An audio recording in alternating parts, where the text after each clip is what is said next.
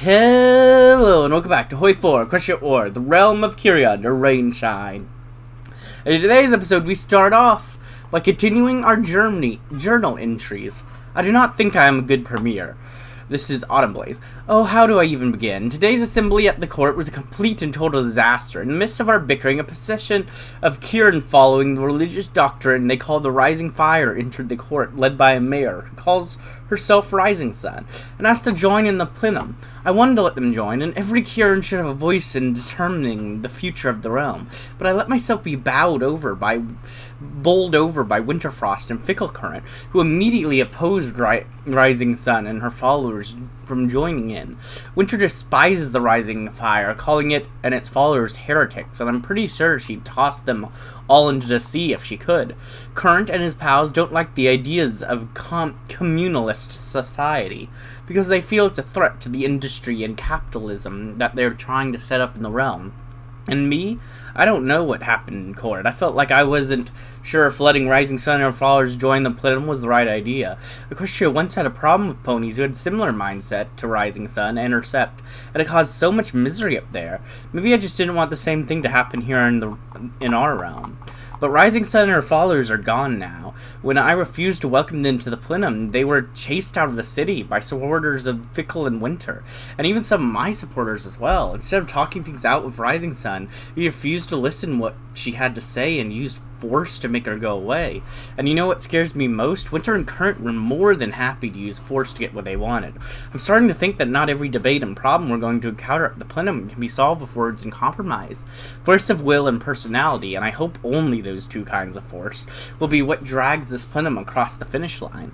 I don't know if I have the mettle to stand up to Current and Frost when it counts. If I did, maybe I would have made sure that Rising Sun or delegates had a seat at the plenum to contribute ideas for the revitalization of our nation. Things are going badly, I feel, and this whole idea is turning out to be less fulfilling and uplifting than I thought it was going to be when I agreed to be the matriarch premier at the start of it all.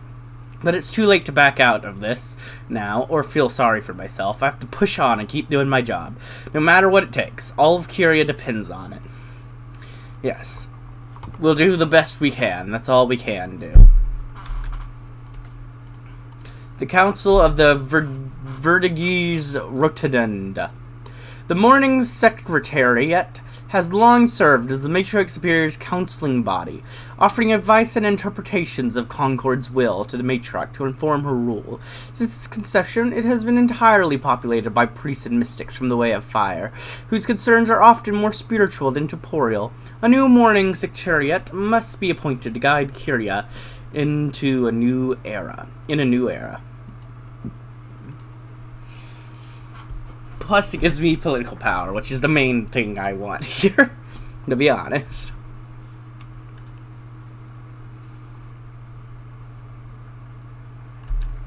Showdown at the Rotunda.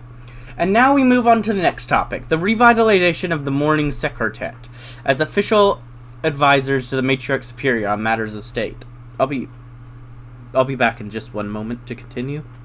And we're back. And now we move on to the next topic, the revitalization of the Morning Secretariat as official advisors to the Matriarch Superior on matters of the state. Autumn Blaze looked around the plenum, trying to assess the thoughts and feelings of her peers as they brought the topic to the table. She didn't have to wait long for Winterfrost to speak, and frowned when the priestess waved a dismissive hoof. The Morning Secretariat has continued to serve its function unperpetuated by the silence. The mystics have served our Matriarch Superior well, as sure she can attest, and her mother before her. I move we dismiss this topic and focus on more important matters of hoof. Autumn quickly shook her head and launched into her retort. The mystics of the Way of Fire have had sole representation to our matriarchs for hundreds of years. During the silence, they were so focused on mediation and spirituality that they failed to clue the matriarch in on how the common Kirin suffered under her mother's decrees. The silence wouldn't have lasted this long had the Morning Secretariat had a few voices who weren't obsessed with the Way of Fire on it. We need more diverse representation. I move that we elect a new Morning Secretariat from the members gathered here in the plenum to advise the matriarch on matters of our rapidly changing state as we modernize. I agree, Fickle Current cut in from across the room. Our matriarch, blessed as she is with Concord's wisdom, will not be well served by traditionalists stuck in the past. When the realm's future is in the, future, I will support your planned premiere, but in return I ask a favor. The business cure made a show of clearing his throat and raised his voice to make his words clear to the rest of the plenum. Ever since the tragedy of 902, the merchant class has been banned from seeking audience with the matriarch, let alone approach her in any official capacity as an advisor. I ask that the merchant class be allowed to serve on the Secretariat, and additionally 10 of the 70 seats will be reserved for business and industry representatives. It is they, after all, who are providing the backbone of the realm's modernization. Fickle Current shall have his 10 reserved seats. We will only allow delegates from the plenum of the Secretariat. Yeah. Sorry. Get wrecked. You don't get your what you want. No, get what you want. You do not get it.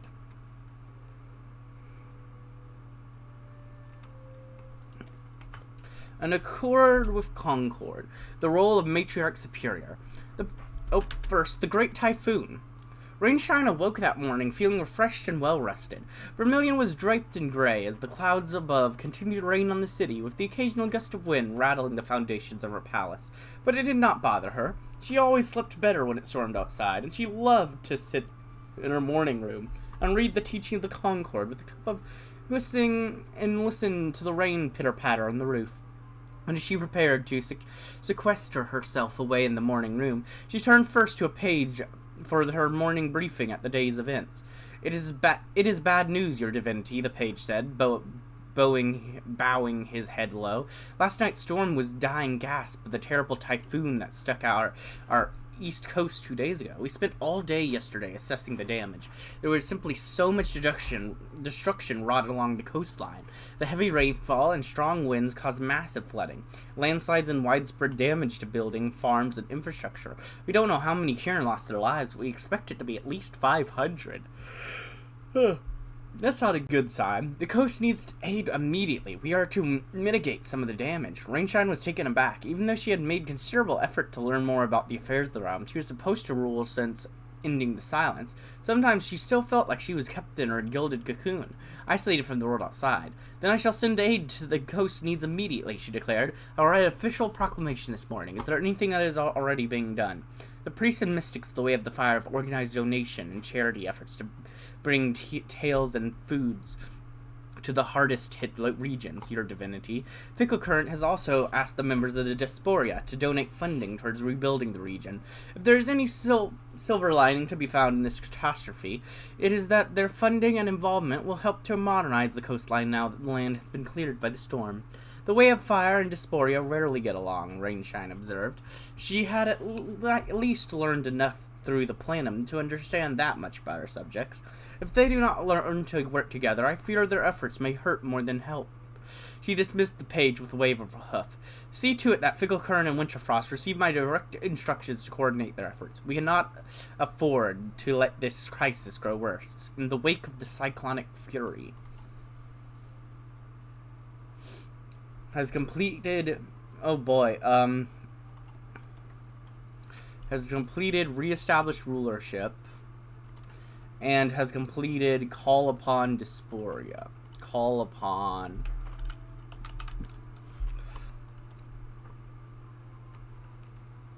never mind about that. We're doing other things real quick. Throughout the silent century-long stranglehold on the realm of Kiria, the absolute authority of the dynasty waned throughout the countryside as contact with Vermilion ceased to exist. A fresh round of imperial decrees and a reassertion of Matriarch Rainshine's divine authority would begin to reassert her authority over the realm, though some might chafe under a resumed governance. I mean, that would give us a lot of political power, which honestly I probably should have got this earlier, but there's too much here. I'm just going for things. There's too much to worry about, like finding the exact right path. Okay, I'll be better on like a later playthrough, you know. A missive from Hykix to Maria Autumnblaze. I'm sending you this urgent message requesting support for the Kirin of Hyphes in recovering from a pirate attack. According to the locals, about 3 days before our imperial delegation arrived in the city to reassert the matriarch's superior authority over the coastal town, a large pirate armada appeared on the horizon and stormed the port. The pirates swiftly blockaded the port, disembarked from their ships, and stripped the town bare of any and all valuables the townfolks possessed, even pressing some of the villagers into service aboard their ships before embarking again. Such raids are not uncommon, the villagers tell me, and have been a somewhat regular occurrence for decades, ever since a large pirate haven was established on the Auburn Isle, just off Hyken's coast. The pirates do not kill or burn, I am told, as they treat the coastal villages like fruit-bearing trees to be cultivated and harvested when the time is right, yet the frequent raids on these villages have stifled their growth and left them too weak to fend for themselves. Every village I visit along the coast told similar stories. It's clear that something needs to be done. But until we can rebuild a navy of our own, we have we have a ship. That's not going to defeat the pirates. So yeah, we're not quite ready. It seems unlikely that anything can be done. How are we supposed to reassert the matriarch's divine rule over all the realm if we cannot protect these living on the coast? One way or another, these pirates must be brought to heel and their armada disbanded. It is the only way to create peace and prosperity for the fishing villages and harbor towns along the coast. Until the pirate menace is dealt with, we will struggle to truly end the science in all of Kiria, and our efforts of modernization will never be successful. Please bring this matter to the Matriarch Superior's attention, first chance you get. Her subjects depend on it. I see. Our Matriarch Loyal Servant, Firecracker. Now, how do we stop pirates when we don't have a navy? Yeah, that is certainly the question.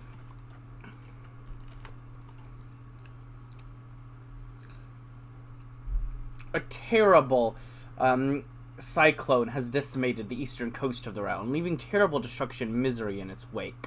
If we are to repair the damage, we will have to coordinate efforts between our government's resources and call upon the returning Kirin Diaspora for donations and funding to fuel our efforts. We cannot let our people languish in devastation if we want to earn their respect and loyalty, so there is no time to waste. Call upon the Diaspora. From the very beginning of the science, some of our most talented and educated Kirin fled the realm to look for a better life elsewhere in the world. For a century, these Kirin and their descendants have flourished abroad, gaining skills, knowledge, and capital that they could not gain here at home. We must bring them back to Kiria and ask them to help contribute to the modernization of our nation. Oh, whoa, something gave us... I should have read whatever one of those events was. One of those gave me a negative effects, and it was about us, presumably because of that. So, that one should have been read. In fact, that one's quite bad, because I can gain... Because I was planning on gaining 75 political power, not being enough to, deal with it. Because I don't have that much longer, time-wise, to deal, because I could get, this or this, but that's 75.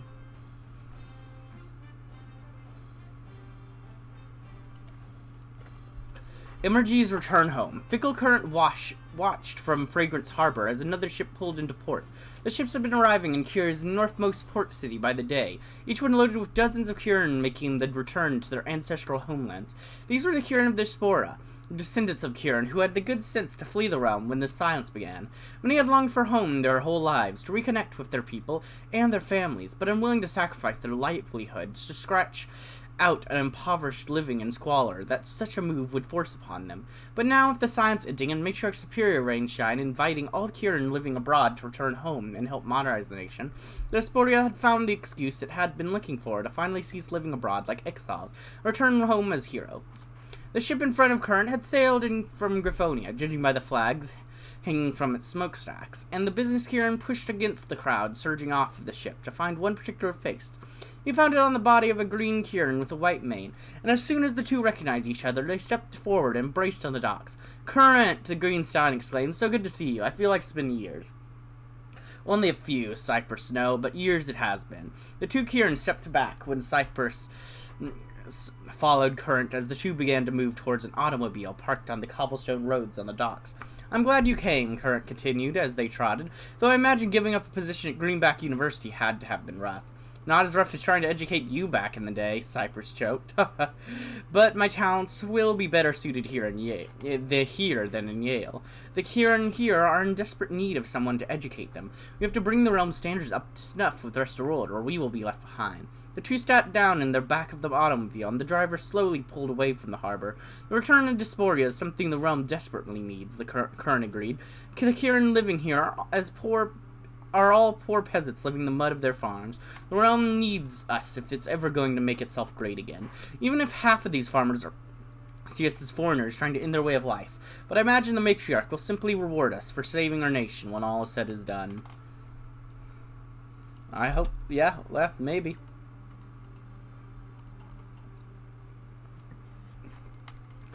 While we have moved to enact new laws and decrees to improve the standards of the realm, there are still many harsh laws that exist from the silence. One such law makes transforming into the New York State a capital offense, punishable by death.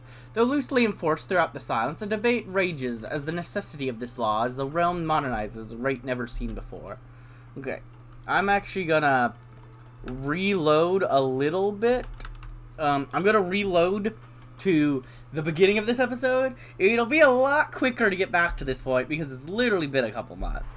But I now know what's going to happen, and because of that I want to do things a little differently. So yeah, I'll see you in a moment. Alright. And as you can see, I just changed the order I did things in. I just did this first, then this. I just haven't done this yet, or tried going down here. And I'm just going down this. And now I'm gonna do these, or at least this one, to get some more political power. Okay. Also, now we can actually read this event. Piracy in South Kirin Sea. For years, ships sailing around the eastern coast of Zebrica have skirted around the isolated coast of the realm of Kiria, avoiding this pirate den of the Auburn Isle by taking their ships out into deeper waters. But now pirate activity in Kirin Seas has increased dramatically, so have the attacks on foreign vessels. As the realm of Kiria undergoes its breakneck modernization following the ending of the silence, the pirates of Auburn Isle have lashed out with a desperate frenzy of raids and attacks, seemingly as if they seek to delay the inevitable by seizing as much loot as they possibly can. As the problem spirals out of control, it's becoming increasingly clear that the waters around the realm of Kiria are dangerous, and any ships sailing around eastern Zebrica should be well prepared to fend off attacks until the situation is brought under control. The Kirin must regain control of their waters. Yeah, that would be nice, I'd say. I'd like control of our own waters, yeah. Personally, I think that would be a nice thing to get. So can we please have that, maybe? Maybe, possibly?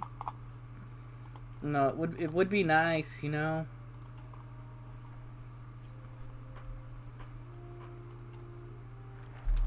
The letter of the law. The plenum now moves on to the matter of the evaluation of laws passed as part of the science decrees, Autumnblaze said, pulling the next proposal across her desk and skimming over the brief attached to it. Fickle Current, since this is your proposal, how about you get us started off? Gladly, the industrialist said, and standing up, he took the podium to address his fellow delegates. Members of the plenum, we have already gone as far as revoking the repealing of many of the ill-advised decrees that constituted the 100 years decay that brought our nation to where it stands today, he said. The faults in these decrees were easy to see, and were dismissed accordingly. Likewise, the laws that filled in the spaces between Matriarch Noctis's charms decrees should also be removed. Some of these laws explicitly ban little things like singing, dancing, and loud talking in public, and I think even Princess Wisterfrotz will agree with me that these measures are archaic and necessary in today's Kiria. Other laws, such as the banning of independence hierarchy organizations, capital punishment for a Neuric transformation, though seldom enforced, should likewise be removed. We must allow our society to grow with our nation, and these restrictions instead stunted. Make Neuric transformation a misdemeanor, like public intoxication, and go with the rest, and we will be one step closer to functional modern society. Though most here nodded in agreement, Winterfrost rose to voice her counterpoints. While I may personally agree with some of these restrictions are trivial, were they not Concord divine intention, passed through her previous avatar matriarch charm, she began, removing them would be blasphemy, and it is not up to us to decide what should be done. That's Matriarch Rainshine's decision, not ours. But I must outright reject your proposal to remove the capital punishment on your transformations current.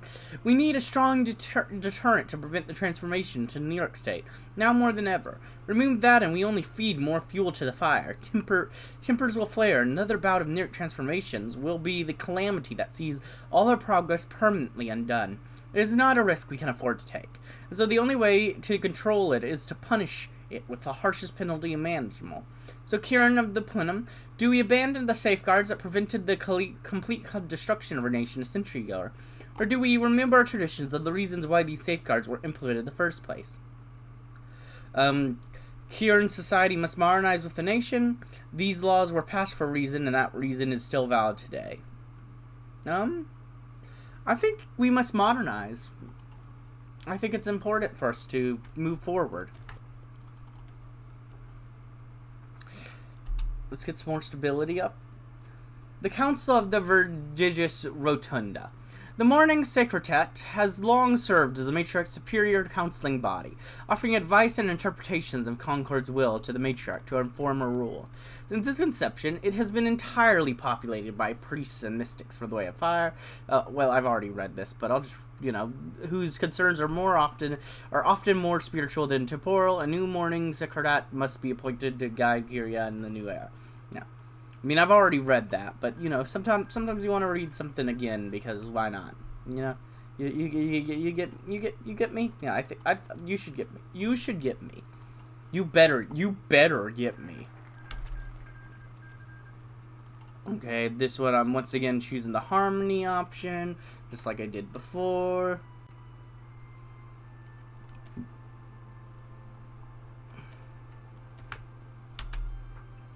The position of Matriarch Superior is one of the unlimited divine authority bestowed on the Matriarch by Concord herself. Her powers are broad and poorly defined, and any decree she issues is considered law as soon as it is proclaimed. Such archaic methods of governance have no place in the modern nation, so it is time to codify the powers of the Matriarch Superior and her government. Now that is going to be one controversial law.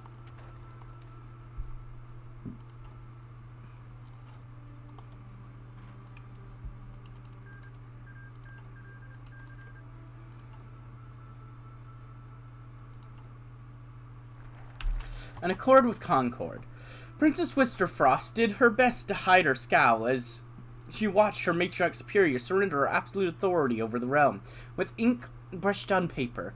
The entire plenum had been moved outside of the steps of the Vermilion Palace, where Rainshine read her latest imperial decree in the Kirin of the capital, turning its words into law with her divine voice. But those words were not hers. Instead, they were confining traitors' words, read through Matriarch's voice, turning blasphemy into a religious creed, and curtailing Concord's divine influence on the world by weakening her avatar. It made her blood boil, but she kept it all hidden under a neutral expression. A priestess of the Way of Fire could not go against the decisions of her matriarch, no matter how much they irked her. Instead, she directed her ire towards Ficklecurrent and his cronies. Their pleased expression sickened her to her stomach. Not 2 days had passed since Current and the rest of his crony educated ilk proposed a chapter that stripped away much of Rainshine's power under the pretense of simplifying and codifying the realm's governance. Her divine authority had been transformed into legal power and stolen from her court by the Morning Secretariat, which Current and her friends had very strong hoof in. Though the chapter recognized Rainshine's divinity, reaffirming her union with the Concord at her ascension when she emerged from the flames of her mother's funeral pyre, it also removed her ability to speak directly for Concord and rule by decree, instead forcing her to earn the Secretariat's consent before making a decision that would affect the realm. While the Matriarch's court would remain open for petitioners, the matter of ruling would now be handled almost exclusively by the Morning Secretariat. Winterfrost wasted no time in separating her clique when the decree was finished, and the delegates were allowed to go their separate ways. The less time she had to spend in the traitors' presence, the better. Something would have to be done about them, she told herself, lest the Kiria she knew and loved one day cease to be. Oh boy. Sure, let's get some Let's get some war propaganda up. We need to get that up. Our war support is direly low because it's a base value of 0. I'm good.